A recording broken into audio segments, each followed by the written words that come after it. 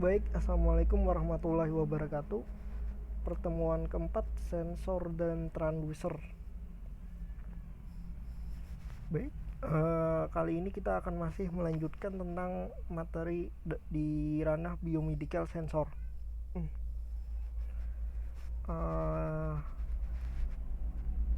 Salah satu jenis biomedical sensor adalah sensor spirometer, yang mana spirometer merupakan alat untuk mengukur aliran udara pada saat inspirasi dan pada saat ekspirasi, yaitu menghirup napas dan menghembuskan napas. Pada alat spirometer terdapat sensor yang dinamakan prescale pressure, yang fungsinya adalah untuk mengukur perbedaan tekanan pada rentang tertentu sesuai dengan dataset sensor. Di antaranya adalah tekanan intrapleural relatif terhadap tekanan atmosferik (KPA) dan tekanan alveolar atau KPA. Sensor prescale pressure yang beredar di pasaran itu biasanya dengan kode MPX. Seperti yang direkomendasikan untuk spirometer itu adalah MPX versi 7025DV ataupun MPX jenis 5700 atau yang bisa disebut dengan sensor tekanan barometrik ataupun tekanan udara. Nah, MPX 7025DP itu mempunyai pressure range atau tekanannya dari kisaran 25 sampai 25 sampai 25 kilopascal, yang mana outputnya adalah dari 0,2 volt sampai dengan maksimal 4,7 volt. Nah, itu di pojok kanan bawah adalah bentuk fisik dari sensor MPX P7025DP. Nah, ini bisa kita lihat ada contoh atau prinsip kerja secara umum dari alat spirometer. Jadi blok diagramnya itu terdiri dari mouthpiece, kemudian adalah sensornya, yang mana sensor tadi dilanjutkan diproses oleh microcontroller, kemudian dikirimkan menuju PC ataupun monitor ataupun output kita sebut. Itu pojok kanan bawah adalah mouthpiece-nya. Kemudian di pojok kanan slide itu adalah contoh diagram atau bentuk keluaran diagram dari spirometer. Ini softwarenya ya, dalam tampilan software.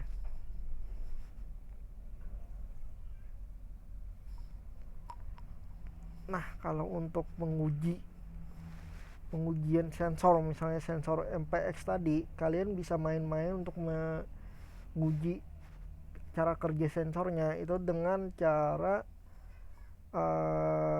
pakai siring 5 mili ataupun biasa kita sebut dengan alat suntikan. Nah, itu dihubungkan sesuai diagram, dihubungkan ke sensornya. Nanti kalian ukur tegangannya di output keluarannya pakai multitester. Nah, itu ada keterangannya di voltmeter 1, voltmeter 2, voltmeter 3. Jadi kalau mau menguji keluaran tegangannya apakah benar sesuai dataset, kalian bisa lakukan percobaan sederhana gini dengan sensor jenis MPX. Selanjutnya kita masuk ke bahasan microcontroller. Microcontroller atau MC biasanya dinamakan pengontrol tertanam, merupakan suatu sistem yang mengandung masukan ataupun keluaran, kemudian memori dan prosesor yang digunakan pada produk elektronik. Yang contohnya mesin cuci, mobil, handphone, dan lain sebagainya. Pada prinsipnya, microcontroller itu merupakan sebuah komputer berukuran kecil yang dapat digunakan untuk pengambilan keputusan, melakukan hal-hal yang bersifat berulang, dan dapat berinteraksi dengan piranti-piranti eksternal seperti sensor ataupun aktuator. Perusahaan yang terkenal sebagai pembuat mikrokontroler ada antara lain adalah Atmel, Cypress Semiconductor, kemudian Microchip Technology, dan Silicon Laboratories. Contoh nama-nama mikrokontroler untuk masing-masing vendor adalah sebagai berikut. Dari Atmel itu adalah ada yang namanya keluarga APR. Dari APR 8 bit sampai dengan APR 32 bit. Kemudian Cypress Semiconductor itu kode mikrokontrolernya adalah M8 Core. Dan Microchip Technology dengan kode PIC dan Silicon Laboratories dengan kode mikrokontroler 851. Tapi yang paling terkenal di dunia, paling banyak digunakan untuk project itu adalah APR, mikrokontroler APR. Contohnya misalnya APR ATmega 16, APR ATmega 8535, atau APR ATmega 89. Nah, ini salah satu contoh bentuk fisik dari mikrokontroler APR. Jadi yang namanya mikrokontroler itu sebenarnya bentuknya IC. Nah, itu seperti contohnya APR ATmega 8535 sama APR ATmega 16. Itu bentuknya adalah IC. Nah, APR ini penggunaannya adalah dengan menggunakan bahasa C ataupun bahasa basic. Jadi misalnya misalnya kita menggunakan software Basecamp APR, itu yang bahasa digunakannya adalah jenis bahasa basic, turunan dari bahasa C. Nah, agar dapat diprogram, jenis mikrokontroler APR ini harus ada tambahan hardware lagi yang dinamakan downloader. Bentuknya seperti yang tertera di slide. Itu contoh downloader, ada dua, ada yang seperti yang di pojok paling kanan warna hijau, ataupun yang pojok biru, pojok tengah berwarna biru dengan seperti kabel USB itu juga namanya downloader. Jadi agar kita dapat bisa memprogram APR, maka harus membutuhkan downloader. Mungkin salah satu kerumitan mikrokontroler yang zaman dulu ya, harus kita buat lagi downloadernya, atau kita membeli downloader. Dulu downloader dibuat sendiri, bukan tersedia seperti sekarang. Nah, kemudian ada juga yang namanya mikroprosesor. Mikroprosesor itu merupakan sebuah IC yang hanya memiliki CPU di dalamnya, tidak memiliki peripheral ataupun memori. Hal inilah yang membedakannya dengan mikrokontroler. Kalau di mikrokontroler itu udah ada berapa macam, udah ada terdapat memori dan lain-lain. Sementara kalau di mikroprosesor hanya terdapat CPU. Namun yang hal lain yang membedakan mikrokontroler dengan mikroprosesor itu adalah di clocknya, yang mana clock mikrokontroler berkisar di kisaran 30 sampai 50 MHz, sedangkan clock mikroprosesor umumnya berada di atas 1 GHz. Kemudian clock yang dinamakan clock itu merupakan sinyal listrik yang berupa suatu denyutan yang untuk mengkoordinasikan atau mensinkronkan setiap aksi-aksi ataupun proses-proses yang dilakukan oleh setiap komponen di dalam perangkat elektronika. Nah, jadi clock ini bisa dikatakan kecepatan pemrosesan datanya. Jadi semakin tinggi clocknya, semakin cepat pemrosesan data yang dilakukan oleh mikrokontroler ataupun mikroprosesor. Maka dapat disimpulkan mikrokontroler jelas kalah dari sisi kecepatan, namun dari sisi harga mikrokontroler jauh lebih murah dibandingkan mikroprosesor. Itu yang membedakan mikrokontroler dengan mikroprosesor. Mikroprosesor umumnya kita temukan di laptop ataupun di PC komputer. Kemudian secara umum mikrokontroler itu memiliki bit, yang mana mikrokontroler in bit atau mikrokontroler bernilai bit itu berarti mikrokontroler memiliki lebar bus data sebesar in bit. yang mana lebar bus data juga menentukan kecepatan transfer data. Mikrokontroler 4 bit yang pertama kali dibuat adalah Intel 404 yaitu tahun 1971. Sementara mikrokontroler 8 bit berarti bahwa mikrokontroler dapat menangani data 8 bit per waktu. Mikrokontroler sendiri bervariasi dalam jumlah bit. Arduino Uno itu menggunakan mikrokontroler ATmega 328 yang mana merupakan jenis mikrokontroler 8 bit. Nah, bit ini bisa kita analogikan seperti jalan. Jadi jalan yang sempit kita anggap ada dua jalan yang satu jalur dengan jalan jalan dua jalur. Nah, kita anggap adalah mikrokontroler 4 bit itu adalah jalan satu jalur. Jadi dia cuma hanya dapat menampung misalnya data, atau misalnya kita analogikan pengguna jalan tadi cuma satu jalur, satu arah. Tapi kalau untuk misalnya kita analogikan jalan dengan dua jalur, yaitu mikrokontroler 8 bit, nah berarti datanya lebih banyak yang dapat diproses. Jadi misalnya pengguna jalan tadi bisa melakukan pemrosesan data dengan cara dua arah misalnya. Nah, analoginya gitu.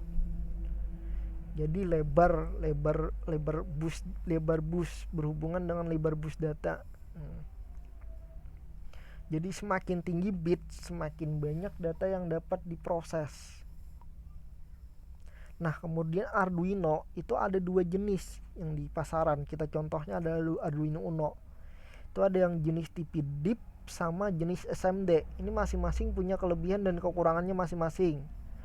Untuk tipe DIP dia masih memakai jenis IC yang bisa dicabut, nah gitu, bisa diganti.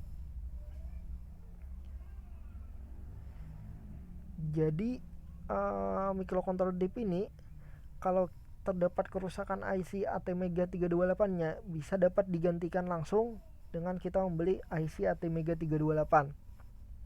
Kekurangannya untuk jenis tipe DIP karena dia memakai jenis IC kaki itu memakan memakan arus lebih banyak, memakan tegangan dan arus lebih banyak sehingga dia cepat panas. Nah, yang compact tahan lama itu adalah tipe SMD, tipe yang kecil. Jadi dia udah IC pabrikan, udah tertanam, IC tertanam, bukan IC yang bisa dibongkar pasang.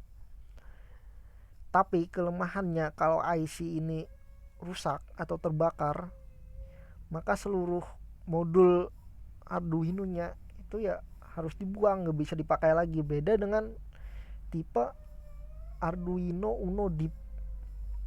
Nah, itu kelebihan dan kekurangan masing-masing dari tipe DIP dan SMD. Kemudian apa sih Arduino itu? Arduino itu merupakan suatu papan elektronik atau dinamakan board yang berisi mikrokontroler. Nah, jadi bisa dikatakan dia adalah papan pabrikan, board pabrikan yang di dalamnya udah tertanam mikrokontroler. Yang mana ini sangat memudahkan ataupun efek modernisasi dari teknologi mikrokontroler sebelumnya. Hal yang menarik, Arduino sesungguhnya adalah mikrokontroler serbaguna yang memungkinkan untuk diprogram. Program Arduino itu bisa dinamakan dengan namanya sketch. Dengan menuliskan program atau sketch tadi, kita bisa memberikan berbagai instruksi yang akan membuat Arduino dapat melaksanakan tugas sesuai dengan instruksi-instruksi yang diberikan. Selain itu, sketch juga dapat kita ubah sewaktu-waktu. Kemudian untuk jenis Arduino itu banyak jenisnya, cuma yang paling populer itu ada Arduino Uno, Arduino Mega, Arduino Nano, dan Arduino Lilipad. Arduino Uno itu jenis fisiknya atau bentuk fisiknya seukuran kartu kredit yang mana memiliki 14 pin digital dengan 6 pin analog. Kemudian Arduino Mega itu memakai jenis ATmega 2560 yang mempunyai kelebihan dia mempunyai jumlah pin paling banyak di antara Arduino lainnya, yaitu 54 pin digital dan 16 pin analog. Kemudian memorinya juga lebih besar dibandingkan Arduino Uno. Selanjutnya adalah untuk kategori Arduino kecil, itu adalah Arduino Nano yang berukuran kecil. Sama Arduino Lilipat, itu juga ukurannya kecil dan merupakan jenis Arduino yang dapat dipasang pada pakaian. Jadi biasanya bentuknya bulat sih. Untuk misalnya kategori pembuatan robot ataupun kategori pembuatan baju dancer, nah itu bisa menggunakan jenis Arduino Lilipat. Arduino Uno itu memiliki RAM SRAM sebesar 2 KB, EEPROM sebesar 1 KB dan flash memory sebesar 32 KB. Yang mana SRAM digunakan sebagai memori kerja selama skate dijalankan. Memori inilah yang digunakan untuk menyimpan variabel data. Atau dalam komputer itu dinamakan RAM. Kemudian EEPROM itu merupakan memori yang dapat digunakan untuk penyimpanan data secara permanen. Dan flash memory digunakan untuk penyimpanan program atau kita namakan tadi dengan namanya skate. Nah, ini bentuk-bentuk fisik dari Arduino. Misalnya paling pojok paling kiri adalah Arduino Uno, pojok tengah adalah Arduino Mega, dan pojok paling kanan itu adalah Arduino Lilipat. Kemudian pada bagian-bagian Arduino terdiri dari pin sumber tegangan, pin analog, kemudian mikrokontrolernya dia menggunakan ATmega 328, kemudian pin-pin digitalnya, tombol reset dan penghubung USB. Juga terdapat penghubung catu daya. Ini digunakan untuk baterai, entah itu baterai 9 volt ataupun dari power bank. Pin digital sendiri merupakan pin yang digunakan untuk menerima atau mengirim isyarat digital, yang mana isyarat 1 high direpresentasikan dalam bentuk tegangan 5 volt dan isyarat 0 atau low diwujudkan dalam bentuk tegangan 0 volt. Nomor untuk pin digital dalam Arduino Uno itu adalah berupa 0 sampai 13. Jadi dari pin 0 sampai 13 itu merupakan pin digital pada Arduino Uno. Kemudian pin analog adalah pin yang menerima nilai analog. Jika dinyatakan dalam tegangan, nilai analog akan berkisar antara 0 sampai 5 volt. Di pin analog, nilai seperti 1.0 ataupun 2.5 dimungkinkan. Nah, untuk pin analog di Arduino Uno itu ada dari pin A0 sampai dengan A5. Jadi ada 6 pin analognya. Kemudian pin sumber tegangan itu adalah pin yang memberikan catu daya kepada pin-pin lain yang membutuhkannya. Kemudian pin input adalah pin yang memberikan tegangan sama dengan tegangan luar yang diberikan ke papan Arduino. Jadi gini, misal kita punya power bank untuk catu daya dari Arduino Uno. Tegangan power bank itu adalah misalnya 12 volt. Maka kalau kita pakai pin input, kita masukin ke sensor, maka tegangan yang mengalir ke sensor itu adalah sama dengan tegangan power bank. Tapi kalau kita taruh tegangan sensor adalah dari pin 5 atau 3,3, itu nilainya adalah sesuai dengan pinnya. Misalnya pin 5 ya 5 volt, atau pin 3,3 adalah nilainya 3,3 volt. Kemudian ground pada Arduino itu jumlahnya ada 3. Pada Arduino sendiri saat kita operasikan itu tersedia ada 4 LED, yang mana LED pertama itu adalah LED on, akan menyala kalau papan Arduino langsung diberikan sumber tegangan. Jadi saat dia dihidupkan atau diberikan sumber tegangan, pin LED on ini akan menyala. Kemudian pin RxTx itu menyatakan data sedang dikirim ataupun diterima Arduino. Jadi saat kita melakukan uploading program dari software Arduino ke hardware, nanti pin RxTx-nya nyala. Sementara itu ada satu lagi LED, yaitu LED L yang mana terhubung dengan pin 13. biasanya digunakan untuk uji coba Arduino pengganti LED. Jadi kalau kita program LED nggak ada punya hardware LED, kita gantikan aja dengan pin 13 yang mana LED-nya nanti akan nyala sendiri, flip-flop kalau kita program flip-flop. Kita lanjut. Yang terakhir adalah tombol reset yang akan membuat skate dijalankan ulang. Jadi kalau misalnya Arduino kita error, misalnya kita tampilan LCD kita error, itu bisa kita tekan tombol reset pada Arduino. Jadi programnya akan dijalankan ulang seperti sedia kala. Kadangkala instruksi yang diberikan Arduino menimbulkan hal yang tidak normal. Pada keadaan seperti inilah tombol reset digunakan. Jadi dia akan mengaktifkan kembali sistem. Nah, ini salah satu bentuk penerapan Arduino dengan sensor. Nah, itu tampilan menggunakan Proteus, rangkaiannya seperti itu. Tampilan menggunakan software bridging, tampilannya seperti itu. Jadi ini dua software tapi beda ranah. Kalau penekanannya Proteus untuk ke tampilan rangkaian atau diagram pengkabelan ataupun diagram rangkaiannya, tapi untuk bridging itu adalah diagram dalam bentuk visual hardware. Nah, ini mungkin bisa kalian pelajari nanti masing-masing di rumah. Kemudian sistem komunikasi sensor dan aktuator dengan microcontroller. Nah, program inisialisasi itu digunakan untuk mengidentifikasi mode komunikasi yang digunakan oleh microcontroller dengan perangkat yang terhubung dengannya, misalnya dengan sensor ataupun aktuator. Program inisialisasi sendiri merupakan program yang pertama kali dijalankan atau dieksekusi oleh controller. Semua mode komunikasi data dari modul yang terhubung dengan controller harus diinisialisasi supaya dapat berkomunikasi dan bertukar data dengan perangkat microcontroller.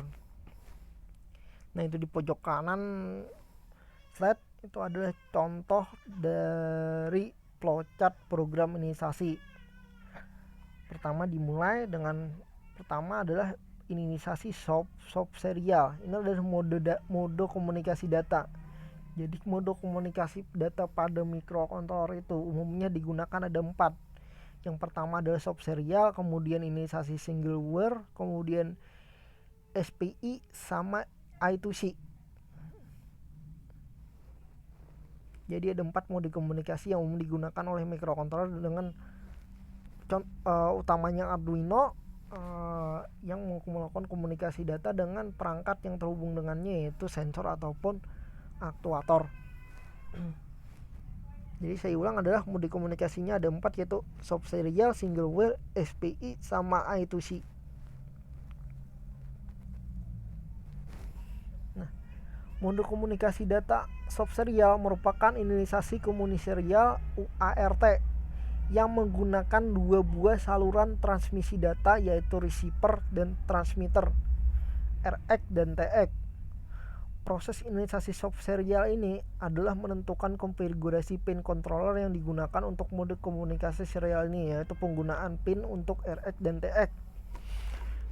Contohnya untuk inisialisasi sub serial ini adalah sensor ultrasonik dan aktuator, yaitu SIM modul GSM SIM 800L. Nah, itu bisa dilihat, kita lihat sendiri kalau untuk sensor ultrasonik ada namanya trigger dan ESO. Nah, itu dihubungkan ke pin RX dan TX pada microcontroller ataupun Arduino.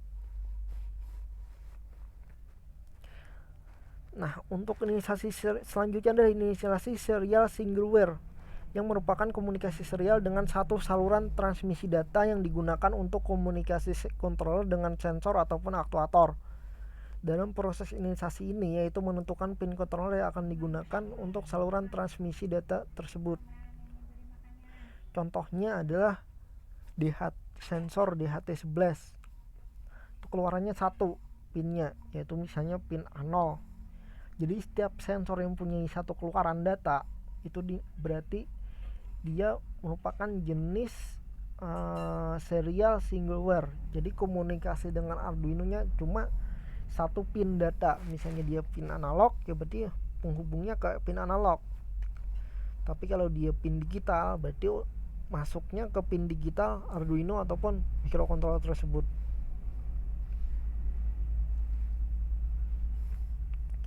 Selanjutnya adalah mode komunikasi I2C. Ini paling banyak digunakan oleh sensor.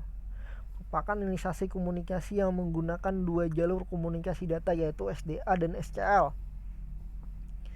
Jadi I2C itu kalau kita lihat di sensornya ataupun di bentuk fisik, di keterangan fisik sensor ataupun aktuatornya, kalau ada pin yang namanya SCL sama SDA, berarti dia menggunakan sistem komunikasi I2C. Contohnya modul RTC, modul pewaktu atau jam. Nah, itu menggunakan inisiasi I2C. Kemudian I2C LCD, modul I2C LCD. Kita tahu kan LCD 16x2, LCD kecil itu penggunaan pinnya sangat banyak. Nah, dengan modul I2C dia cuma menggunakan 4 pin, jadi diringkas. Nah, itu kelebihan dari I2C, penyederhanaan pin. Terakhir adalah inisiasi SPI yang merupakan inisiasi komunikasi serial USART atau synchronous receiver dan transmitter yang menggunakan 5 jalur komunikasi data, yaitu MISO, MOSI, SCK, SS, dan ERK.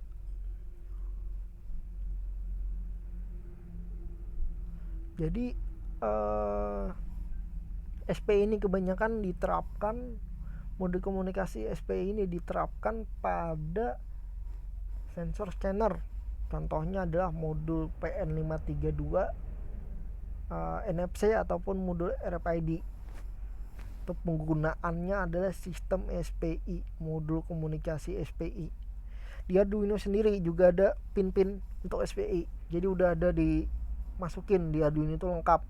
Untuk pin SCL, SDA, I2C. Kemudian untuk pin SPI-nya lengkap dari MOSI, SCK dan sebagainya. Nah, secara umum mode komunikasi data itu bisa digambarkan dengan cara bentuk flowchart ataupun bentuk mind mapping. Nah, untuk bentuk flowchart itu misalnya kita inisiasi serial single wire, yaitu untuk mendeteksi sensor DHT11, yang mana apabila sensor DHT11 terdeteksi, dia akan membaca suhu, data suhu, kemudian membaca data kelembapan, yang mana kemudian menyimpan data suhu dan kelembapan itu ke dalam bentuk string, data string. Nah, maka programnya selesai. Jadi itu adalah mode komunikasi data sensor DHT11 dengan microcontroller ataupun Arduino. Diagram alir datanya. Kemudian kita juga bisa menggambarkan mode komunikasi data ini dengan bentuk mind mapping. Nah, contohnya seperti di pojok kanan itu. Jadi misalnya GPS itu akan menginisiasi misalnya baca lokasi, kemudian baud rate-nya berapa, datanya latitude dan data longitude. Nah, itu contoh mind mapping. Nanti akan kalian pelajari lebih lanjut. Nah, sekian presentasi singkat dari saya. Mohon maaf untuk segala kekurangan dari segi PowerPoint, penyampaian materi. Wabillahi taufik wal hidayah. Wassalamualaikum warahmatullahi wabarakatuh.